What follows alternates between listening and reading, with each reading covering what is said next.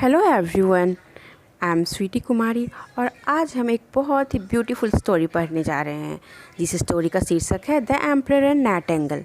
इस स्टोरी के राइटर हैं हैंस क्रिस्टियन एंडरसन। बेसिकली तो ये जो स्टोरी है द एम्परर एंड नाइटिंगेल ये एक फेरी टेल है। अब ये फेरी टेल क्या होता है? एक फेरी टेल एक ऐसी कहानी होती है जो अक्सर बच्चों के लिए होती है जिसमें इमेजिनरी और चमत्कारिक कैरेक्टर होते हैं, जैसे कि इमेजिनरी बौने, जादूगर, आप कह सकते हैं कि समथिंग मैजिकल। अब आइए हम स्टोरी की शुरुआत करते हैं। Long ago in the land of China there lived an emperor, यानी बहुत पहले चाइना में एक सम्राट रहा करते थे। He has a majestic palace, उनके पास बहुत ही आलीशान महल था। Behind the palace there was a huge forest and a nightingale lived in it. महल के पीछे एक बहुत ही बड़ा और घना जंगल था जिसमें एक बुलबुल रहा करता था। The Nightingale sang so melodiously that it was known far and wide. वो नाइटिंगेल इतना मधुर गाता था कि लोग उसके बारे में दूर दूर तक जानने लग गए थे। People even wrote books about it. वो नाइटिंगेल अपने मधुर गाने की वजह से इतना फेमस हो चुका था कि लोग उस पर किताबें भी लिखने लग गए थे। One day, the emperor read one of the books and wished to see the bird singing. एक दिन राजा ने ऐसे ही एक किताब पढ़ी और उसने यह इच्छा जाहिर की कि उस बर्ड को वो गाते हुए देख पाए। The emperor ordered his men to bring the nightingale to the palace. Emperor ने अपने आदमियों को यह आदेश दिया कि उस नाइटिंगेल को महल में लाया जाए।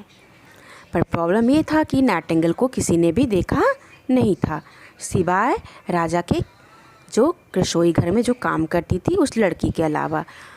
Only a kitchen maid had seen the nightingale so she took them to the but.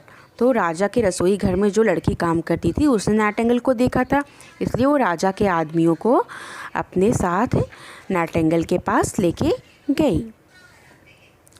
The kitchen maid asked the nightingale to come to the palace with them. Kitchen maid ने nightingale को अपने साथ राजा के महल आने को कहा। The nightingale agreed to go to the palace with them, और नाइटिंगेल ने अपनी सहमति दे दी, यानी कि वो किचन मेड के साथ राजा के महल जाने को तैयार हो गया। The Nightingale sang so melodiously that tears came into the emperor's eyes. Nightingale ने इतना मधुर गाया कि राजा की आंखों में आंसू आ गए। He ordered his men to put the nightingale in a fancy cage.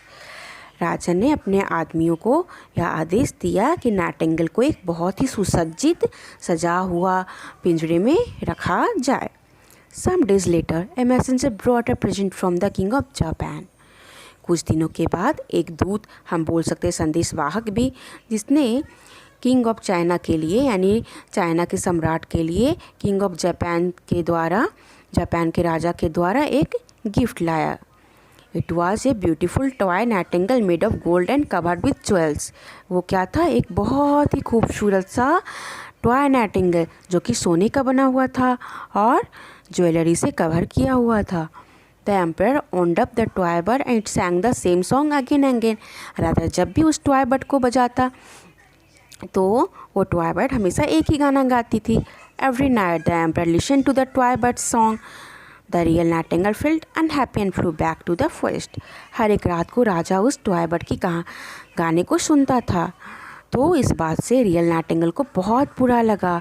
वो बहुत ही उदास महसूस करने लगी और वापस से जंगल में उड़ गई।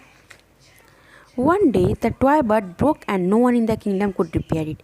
एक दिन वो टॉय बर्ड जो था वो टूट गया और राज्य में ऐसा कोई भी नहीं था जो उसको कि रिपेयर कर पाता, उसकी मरम्मत कर पाता। The emperor become sad. Emperor उदास रहने लग गया। His only wish was to hear the melodious music of the nightingale again. उसकी बस एक ही इच्छा थी कि वो नाइटिंगेल का मधुर गीत फिर से सुन पाए। Years passed and the emperor grew very sick. बहुत साल गुजर गए और राजा बीमार रहने लग गया। When the real nightingale had the news, he flew to his window to sing. जब रियल नाइटिंगेल को इस बात का पता चला तो वो राजा के महल आया और राजा जिस रूम में रहता था उस रूम की खिड़की पे बैठ के उसने राजा के लिए गाना गाया। Every day the bird sat on the window and sang sweet song for the emperor. हर एक दिन वो चिड़िया राजा के खिड़की पे बैठ के राजा के लिए मधुर मधुर गीत गाता था। He recovered very soon. सम्राट बहुत जल्दी ठीक होने लग गया। The emperor pleaded the nightingale to come back to the palace and stay in the cage. Emperor ने नाइटिंगेल को यह निवेदन किया कि वो पैलेस में वापस आ जाए और अपने पिंजरे में रहे। The nightingale refuse to stay in the palace but promise to come to the window every night to sing. Nightingale ने पैलेस में रहने से मना कर दिया, लेकिन राजा को उसने यह प्रॉमिस किया कि वो हर एक रात को राजा के महल में राजा के लिए गाना गाने के लिए आएगा। सो ही डिड, और उसने ऐसा किया भी, यानी उसने अपनी प्रॉमिस को निभाया। तो ये थी हमारी स्टोरी। अब इसके आगे अब आइए हम जानते हैं इस स्टोरी का मोरल क्या है। तो इस स्टोरी का मोरल यह है कि मोरल ऑफ स्टोरी यह है कि आदमी द्वारा बनाई गई इस मशीनी दुनिया की तुलना में प्रकृति हमें कहीं अधिक सौंदर्य, विविधता और शक्ति प्रदान करती है।